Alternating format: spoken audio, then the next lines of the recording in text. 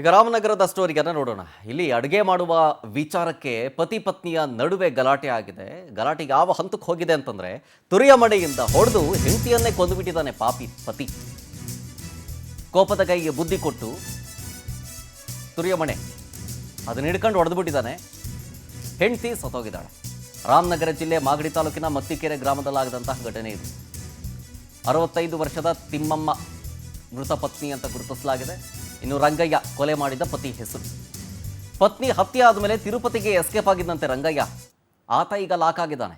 ಸ್ಥಳಕ್ಕೆ ಮಾಗಡಿ ಠಾಣೆ ಪೊಲೀಸರು ಭೇಟಿ ಕೊಟ್ಟು ಪರಿಶೀಲನೆ ಮಾಡ್ತಾ ಇದ್ದಾರೆ.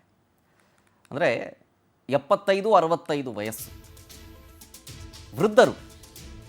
ಯಾವ ವಿಚಾರಕ್ಕೆ ಗಲಾಟೆ ಆಯಿತು ಅನ್ನೋದು ಗೊತ್ತಾಗಿಲ್ಲ. ಆ ಗಲಾಟೆ ನಿಮಗೆ ಕೊಲ್ಲೋ ಹಂತಕ್ಕೆ ಹೋಗುತ್ತೆ ಅಂತಂದರೆ ಯಾವ ವಿಚಾರಕ್ಕೆ ಗಲಾಟೆ ಆಗಿರ್ಬೋದು ಅನ್ನೋದು. ಗಂಡ ಹೆಂಡತಿ ಜಗಳ ಉಂಡು ಮಲಗೋ ತನಕ ಅಂತ ಹೇಳ್ತಾರೆ.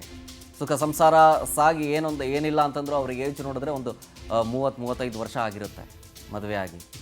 ಸೊ ಈ ಸಂದರ್ಭದಲ್ಲಿ ಗಲಾಟೆ ಅತಿರೇಕಕ್ಕೆ ಹೋಗಿ ಕೊಲೆಯಲ್ಲಿ ಅಂತ್ಯ ಆಗಿಬಿಟ್ಟಿದೆ. ಈಗ ರಂಗಯ್ಯ ಕೊಲೆ ಮಾಡಿದ ಪತಿ ಲಾಕ್ ಆಗಿದ್ದಾನೆ.